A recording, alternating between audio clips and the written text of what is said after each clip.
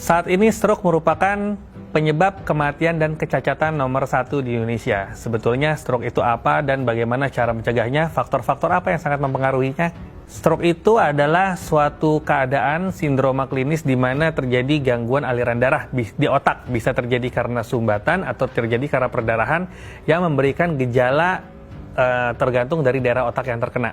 Dan ini terjadi mendadak, ya, tidak ada tanda-tanda sama sekali, tapi langsung terjadi serangan. Dampak stroke bagi saraf tergantung dari daerah otak mana yang mengalami kena stroke ini, ya. Apabila terkena daerah motorik maka terjadi kelumpuhan. Kalau ternyata kena gangguan daerah sensorik terjadi gangguan rasa, kebas, kesemutan, baal, bahkan sakit spontan.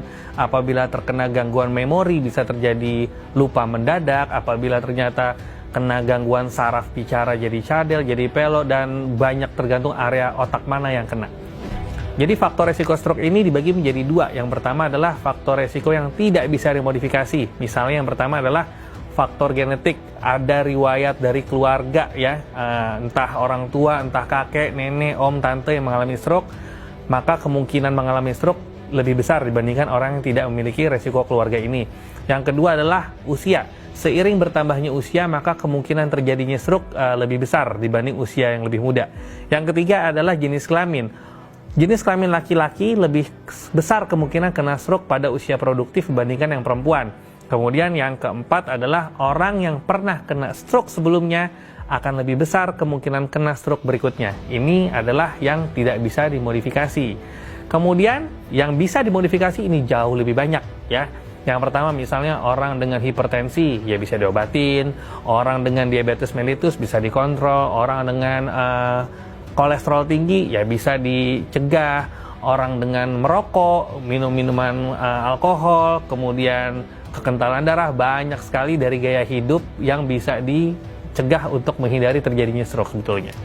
Untuk mencegah faktor resiko yang bisa dimodifikasi tadi, yang paling sering kenyataannya adalah lifestyle atau gaya hidup. Gaya hidup sini paling sering akibatnya karena pola makan.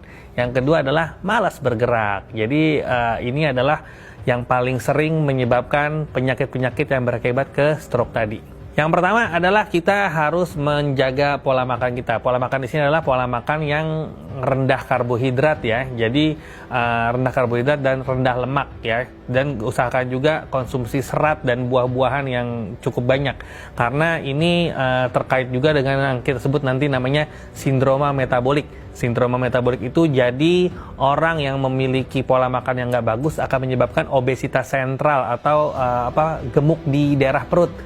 Nah, penelitian mengatakan bahwa orang yang memiliki obesitas sentral ini kemungkinan kena stroke-nya lebih besar. Jadi kita harus menjaga pola makan. Kemudian, apabila makanan sudah dikonsumsi, maka makanan itu benar-benar memang harus digunakan dan kalori yang berlebih harus dibakar. Jadi, jangan sampai terjadi penumpukan kalori. Caranya dengan olahraga, gerak, ya.